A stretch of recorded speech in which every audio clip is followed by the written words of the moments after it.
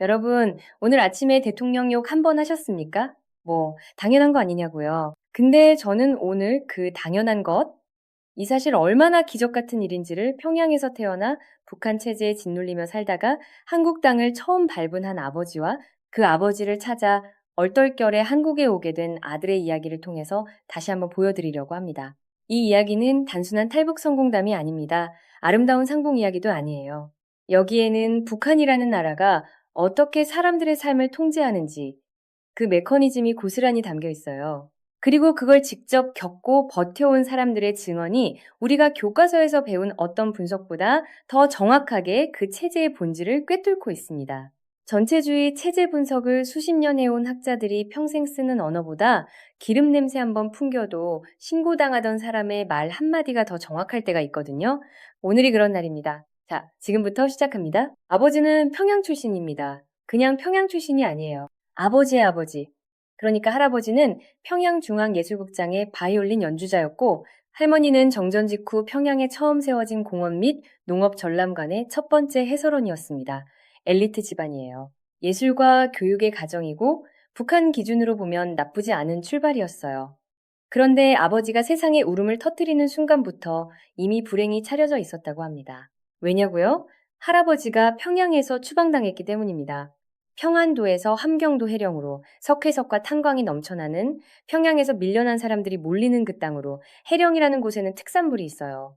백살구라는 게 있는데 꽃이 피워서 100일 만에 먹을 수 있는 과일이라 백살구래요. 뭔가 낭만적인 이름이죠. 하지만 그게 전부예요. 석회석과 탄광과 백살구가 있는 평양에서 버림받은 사람들이 모인 땅. 아버지는 7살 때 처음으로 그 의미를 몸으로 느꼈어요. 눈앞에서 할아버지를 잡아가는 걸 봤고 어린 나이에 양 옆구리에 나무를 끼고 산을 오르기 시작했습니다. 그게 아버지의 유년입니다. 그런데 여기서 역사가 아이러니한 장난을 칩니다. 전화위복이라 했던가요? 김일성이 왜 함경도 오지로 사람들을 보냈겠습니까? 정전 이후 서쪽은 북한이 가져갔고 동쪽은 한국이 챙겼습니다. 신해방지구. 그러니까 연천, 개성 쪽에서 살던 남쪽에 연고가 있는 사람들은 철저히 걸러냈어요. 해외에 연고가 없는 함경북도 사람들만 골라서 북쪽 오지로 보냈습니다. 감시하기 쉽고 도망가기 어렵고 충성심을 의심할 근거가 없는 사람들로요. 그리고 신해방지구 사람들은 북쪽 사람들이 있던 자리로 내려보냈어요. 서로 연고를 끊어놓고 서로 낯선 땅에서 살게 만든 거죠. 추방이 벌이었던 겁니다. 그런데 중국이 개방됐습니다. 탈북 루트의 거의 전부가 중국을 통해서잖아요. 김일성이 변방으로 쫓아낸 그 사람들이 결과적으로 탈북하기 가장 좋은 위치에 있게 된 겁니다. 함경도 오지에서 강 하나 건너면 중국이에요. 벌로 보낸 땅이 오히려 탈출의 관문이 됐어요. 아버지는 말합니다. 고생은 했지만 오히려 여기를 도망쳐 오기 좋았단 말이에요. 거기 있던 분들이 나중에 이렇게 말했다고 해요.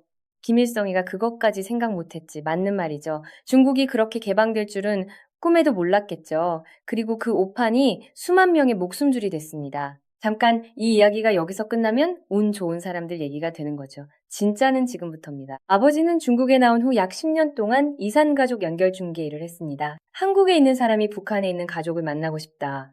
중국을 통해서 그 만남을 주선하는 역할이에요. 가족당 최대 3,000달러. 1990년대 후반에 3,000달러면 정말 큰 돈이에요.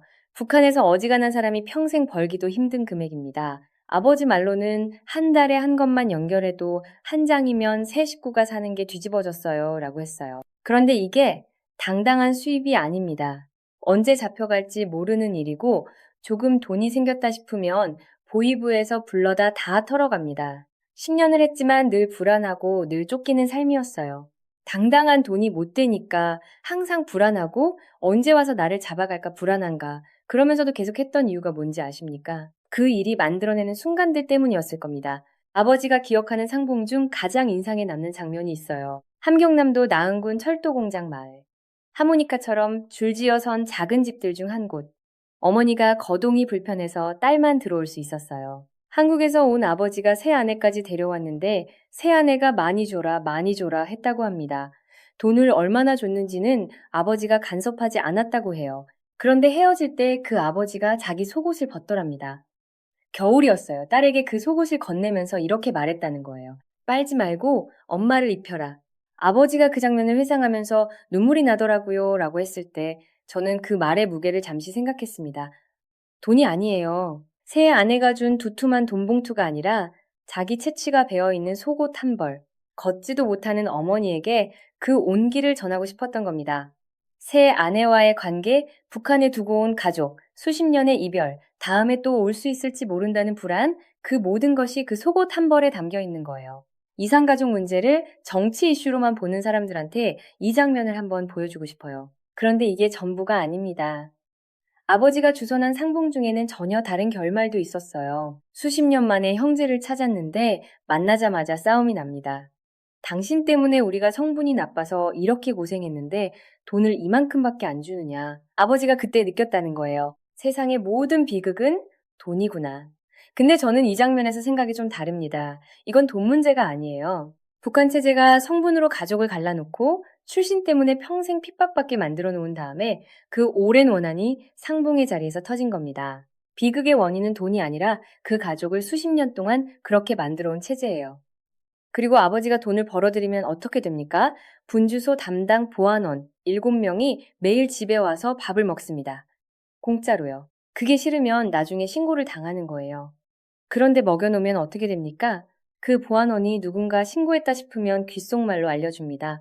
오늘 누가 신고하더라. 조금 가만히 있어. 감시자를 먹여서 역으로 정보를 얻는 구조. 웃길 수가 없는 상황인데 이게 그 나라에서 살아남는 방식입니다. 그리고 이 구조를 이해하면 북한 경제가 왜 절대 발전할 수 없는지가 바로 보여요. 잘 먹으면 신고 대상입니다. 나보다 조금이라도 잘 먹고 잘 입으면 죄가 돼요. 기름 냄새 파전 한 장 붙여도 동네에 냄새가 퍼지면 저 집이 또 오늘 기름 냄새 나는구나 하면서 다들 눈치를 봅니다. 아버지가 정확하게 짚었어요. 저 나라는 발전을 억누르는 나라예요. 맞는 말이죠. 잘 되면 신고당하는 구조에서 무슨 경제 발전이 가능하겠습니까? 성장하면 잃는 구조, 드러나면 잡히는 구조. 이게 고착화되면 사람들이 어떻게 됩니까? 안 드러나는 걸 목표로 살게 됩니다. 평균 이하가 생존 전략이 되는 거예요. 북한이 왜 단독주택을 허용하지 않는지 아십니까? 아버지가 그 이유를 직접 짚었어요. 감시가 안 되기 때문입니다. 옛날 한옥을 다 부수고 전부 아파트에 몰아 살게 한 거예요. 담장 안에 혼자 사는 집은 무슨 일이 있어도 국가가 볼 수가 없으니까 주거 형태 자체가 감시 도구입니다. 집이 감옥이고 이웃이 감시자예요. 우리가 아파트 이웃이랑 김장 나눠 먹는 그 공간이 거기서는 국가의 눈이 된 겁니다. 아, 그러고 보니까 우리가 요즘 아파트 담장 쌓는다고 걱정하는데 북한은 반대로 담장을 없애는 게 통제수단이었던 거죠.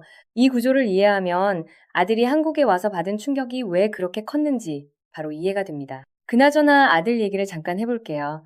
이분은 동국대 영화과로 갔습니다. 원래는 배우 하려고 갔는데 가보니까 잘생긴 애들이 너무 많더랍니다. 경쟁이 안 되겠더라고요. 그래서 연출 전공으로 바꿨다는 거죠. 탈북민 2세가 한국에 적응하는 방식이 굉장히 현실적이지 않습니까? 얼굴이 안 되면 실력으로 가는 거잖아요. 그게 결국 통일교육 강사가 되고 군부대 강의를 2년 다니는 길로 이어졌으니까 어떻게 보면 탈락이 전화위복이 된 셈이기도 해요. 아들이 군부대에 들어가서 받은 첫 충격은 이겁니다. 군인들이 강의 중에 자요. 싫으면 자는 거예요. 일어나면 손 들고 궁금한 거 물어보고 협상을 질문 몇 개도 하면 빨리 끝내주실 거죠? 이렇게 협상을 제안하는 군인도 있었대요. 아들이 처음엔 너무 자유분방해서 당황했대요. 북한 군대를 머릿속에 그리고 갔으니까요. 거기서는 명령이 곧 삶인데 여기선 강의실이 토론장이었던 거죠. 군인들이 뭘 제일 많이 물어봤는지 아십니까? 북한 여성들이 어느 지역이 제일 예쁜지, 북한식 플러팅이 어떻게 되는지, 그게 제일 궁금한 거죠. 그 자유로운 궁금함 자체가 아들한테는 또 다른 충격이었습니다. 자, 이제 진짜 핵심 얘기를 해봐야 합니다. 아들이 처음으로 한국 사람을 만난 건 중국에서였어요. 아버지가 이산가족 연결 일을 하면서 자연스럽게 접촉이 생겼겠죠. 그런데 처음 한국 사람을 봤을 때 뭘 느꼈냐면 피부가 달랐다고 합니다. 노인인데 얼굴에 검버섯이 없어요. 피부가 투명하게 맑고 방에 들어오는데 냄새가 달라지는 거예요. 그래서 물어봤습니다. 도대체 목욕을 얼마나 자주 합니까? 대답이 아침에 하고 저녁에 합니다. 못 믿었대요. 일하는 사람이 언제 그럴 시간이 있냐고. 근데 한국에 와보니까 24시간 물이 쏟아지더라는 거죠. 물이 24시간 내 물이 쏟아지지. 그제야 믿었다는 거예요. 여러분, 우리는 수도꼭지를 모릅니다. 물고기가 물을 모르듯이 틀면 나오는 게 당연해서 이게 기적이라는 걸 모릅니다. 그 수도꼭지 하나에 담긴 인프라, 위생체계, 국가의 공공서비스, 민주주의적 분배, 그 모든 것이 당연해서 보이지 않는 겁니다. 우리가 모르는 게 아니라 알 수가 없는 거예요. 당연한 것은 보이지 않으니까. 그런데 아버지한테 진짜 충격을 준 건 피부가 아니었어요. 민주주의 얘기였습니다. 중국에서 처음 만난 한국인이 아버지에게 이렇게 말했습니다. 한국은 민주주의를 완전히 해결한 나라입니다. 대통령이 청와대에 있어도 거기 가서 나오라 죽어라 해도 죄가 아닙니다. 아버지가 그 말을 듣고 했던 말이 이거예요. 그 말 한마디면 다 끝난 거지. 뭘 더 알아볼 게 있냐. 여러분, 이게 우리한테는 그냥 일상이잖아요. SNS에 대통령 욕 하루에도 몇 번씩 하고, 광장에 나가서 피켓 들고, 탄핵 촛불 들고. 근데 이분 눈에는 그게 세상에 존재하는 가장 신기한 일이었던 겁니다. 당연한 것이 기적이고, 기적이 당연한 척 살고 있는 우리. 아버지는 거기서 한 가지를 스스로 논리적으로 도출했어요. 직선제가 되려면 완전한 민주주의가 전제돼야 한다는 것. 북한은 다단계 선거예요. 내가 추천하면 그 사람이 올라가서 추천하고 그렇게 올라간 사람들이 모여서 주석을 뽑습니다. 국민이 지도자를 직접 뽑는다는 개념 자체가 없는 거예요. 아버지가 해령에 있을 때 중국 다녀온 사람들한테 들었대요. 한국은 직선제라고. 그 말 하나에 더 물어볼 게 없더라는 겁니다. 민주주의가 포장된 구호가 아니라 실제로 작동하는 시스템이라는 걸 직선제 단어 하나로 확인한 거예요. 여기서 잠깐 생각해 보세요. 전체주의, 수령제, 성군정치, 수직적 통제구조. 전문가들이 북한 체제 분석할 때 쓰는 용어들이죠. 근데 이 아버지 한 분이 직선제다 소리 하나 듣고 그 구조 전체를 꿰뚫어 봤습니다. 어떤 학술 보고서보다 더 빠르고 정확하게요. 왜냐면 그 체제 안에서 몸으로 살아봤기 때문이에요. 이게 이 증언이 강력한 이유입니다. 세뇌 해체 얘기를 해봅시다. 아들은 북한에서 세뇌 교육을 덜 받은 케이스예요. 아버지가 중국을 오갔고 안테나를 돌려서 연길 뉴스를 몰래 봤거든요. 거기서 의심이 시작됐습니다. 김일성이 한글을 만들었다고 학교에서 배웠는데 1912년생이 그 전에 존재하던 한글을 만들었다는 게 말이 되냐고. 설봉이 수류탄이 되고 지팡이가 다리가 되는 신화. 그게 어떻게 가능하냐고. 5살짜리 애가 말을 타고 달렸다는데 아들이 말을 처음 탄 게 어른이 됐을 때인데 그것도 그렇게 무서웠다는 거예요. 혼자서 계속 의심했습니다. 그게 나중에 완전히 깨지는 씨앗이 됐어요. 아들이 목격한 세뇌 해체의 결정적 순간들은 이렇습니다. 인천공항에 도착하는 순간, 지하철 한 번 타는 순간, 백화점 한 번 들어가는 순간, 끝입니다. 더 필요 없어요. 한때 북한에서 꽤 높은 자리에 있었던 분이 군부대 강의에 오셨다가 병사 월급이 얼마냐고 물었대요. 100만 원이요 하니까 그 자리에서 무너진 거예요. 평생 벌어도 그 돈을 못 모았으니까 장군보다 병사 월급이 더 많은 나라, 거기서 그분이 깨달은 겁니다. 내가 평생 속았구나. 이게 핵심입니다. 세뇌가 얼마나 강고한지의 문제가 아니에요. 비교 한번 허용되면 무너진다는 게 핵심이에요. 그래서 북한이 그렇게 필사적으로 외부 정보를 차단하는 겁니다. 비디오 하나, 드라마 한 편, 뉴스 한 줄. 그게 들어오면 체제가 흔들리니까요. DMZ 건너온 군인들이 전향하게 된 결정적 계기가 뭔지 아십니까? 대북 방송에서 들은 겁니다. 물건 사셨다가 마음에 안 드시면 환불해 드립니다. 그게 전부예요. 북한에는 환불이 없거든요. 안 살 거면 만지지 마라. 값이 떨어진다. 이게 거기서는 너무 당연한 말이니까요. 그런데 환불이 된다는 말 한마디에 뒤집혔다는 겁니다. 생각해보세요. 자본주의니 시장경제니 거창한 개념을 들이밀지 않아도 환불제도 하나가 세뇌를 날려버립니다. 아들이 말합니다. 하루 알바면 끝납니다. 하루 일했는데 이 돈을 줘요? 그 순간 다 해제돼요. 북한처럼 마대 들고 공사장 올라가는 게 아니라 사람이 할 만한 일을 하고 돈을 받고 중간에 간식의 식대까지 나오는데 거기서 다 깨닫는 거예요. 이 나라가 맞구나. 우리가 속았구나. 자, 그러면 통일 이후 북한 주민 세뇌 해제에 얼마나 걸릴까요? 전문가들은 수십 년 걸린다고 합니다. 그런데 아들의 답은 이렇습니다. 그렇게 오래 안 걸립니다. 저는 이 말이 단순한 낙관론이 아니라고 생각합니다. 오히려 이게 김씨 체제에 대한 가장 정확한 진단이에요. 체제가 그렇게 필사적으로 비교를 막는 이유가 뭐겠습니까? 딱 한 번 비교되면 무너지기 때문이에요. 수십 년 동안 쌓은 세뇌가 병사 월급 한 줄에 붕괴된다는 것. 이게 그 체제가 얼마나 허약한 기반 위에 서 있는지를 그대로 보여줍니다. 그러니까 더 옥죄는 거예요. 비교를 못하게 하려고 점점 더 담장을 높이는 거죠. 정보를 막으면 막을수록 그게 무너지는 날의 충격이 더 커질 뿐인데, 잠깐, 여기서 우리가 놓치는 게 있어요. 이 대화에서 진짜 중요한 질문이 있습니다.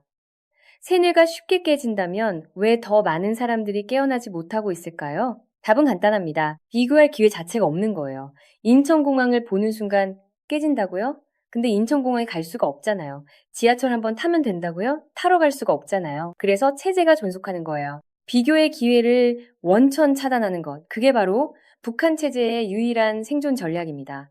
이념도 아니고 공포도 아니에요. 비교 차단이에요. 그러니까 우리가 북한 주민한테 자유와 민주주의를 설명하려 할 때 거창한 개념이 필요한 게 아닌 거예요. 환불 한 번, 수도꼭지 하나, 병사 월급 한 줄이면 됩니다. 문제는 그 경험이 닿을 수 있는 채널을 어떻게 만드느냐예요. 정보가 들어가는 루트, 방송이 닿는 방식, 탈북민들의 증언이 퍼지는 구조, 이게 전략의 핵심입니다. 처음으로 돌아가 봅시다. 아버지는 지금 한국에서 당뇨를 앓고 있습니다. 마음껏 먹으려고 왔더니 팔자가 먼저 와서 기다리고 있더랍니다. 좋은 땅 좋은 곳으로 가니까 먼저 팔자가 와서 형님 왜 이제 오시오 이런다는 이야기도 들었는데 맞단 말이야. 산천 도망은 쳐도 팔자 도망은 못 친다더니 딱 그 말이에요. 잡곡밥 먹어야 하고 간식도 못 먹고. 그래도 아버지는 말합니다. 산에 가서 나무 안 해도 되고 불 걱정 안 해도 되고 쌀 걱정 안 하고 사는 게 얼마나 큰 행복인지 모릅니다. 그 말을 하면서 아버지가 덧붙였어요. 나보다 더 좋은 건 우리 유성이에요. 남준엽이 그 땅에서 살다가 여기 와서 여성으로서 감정도 토로하고 자기 목소리도 낼 수 있고 북한에서는 여자가 밥상에서 이 밥도 못 먹어요. 남편 도시락을 싸는데 옥수수를 밑에 깔고 위에 이 밥 올리는 거예요. 그게 당연한 나라에서 온 아버지가 여기서는 아들이 목소리를 낼 수 있다는 것에 제일 감사한다고 합니다. 평양에서 이산가족 중개를 하고 추방당하고 중국으로 탈출하고 아들을 먼저 한국에 보냈다가 본인도 결국 이 땅에 온 아버지가 제일 좋다고 느끼는 것이 아들이 목소리를 낼 수 있다는 것. 한옥을 허물고 아파트에 몰아넣어 서로를 감시하게 만들었던 그 나라에서 온 사람이 여기서는 담장 없이도 살 수 있다는 걸 처음 알았다는 거겠죠. 우리는 오늘 아침에 대통령 욕을 했습니다. 그게 죄가 되지 않는다는 것도 알면서 했겠죠. 수도꼭지를 틀었고 환불을 요구했고 하고 싶은 말을 했습니다. 그 당연함이 어떤 사람에게는 평생의 꿈이었고 어떤 사람에게는 중국 어딘가 낡은 방에서 귓속말로 전해들은 기적 같은 얘기였습니다. 그렇다면 지금 이 순간에도 그 담장 안에 살고 있는 사람들에 대해서 우리는 얼마나 진지하게 생각하고 있을까요? 그 담장을 언제 어떻게 허물 수 있을지 이건 정치 구호가 아니라 진짜 전략의 문제입니다. 그리고 그 전략을 설계하는 사람들이 이 부자의 이야기를 들어봤는지 저는 그게 가장 궁금합니다. 비교 차단이 체제의 생존 전략이라면 비교를 허용하는 것이 전략이 돼야 하는 거 아닌가요? 이 질문은 다음에 더 깊게 파보겠습니다. 오늘 영상이 생각할 거리가 됐다면 구독과 좋아요 부탁드립니다. 이런 증언들 계속 전해드릴게요.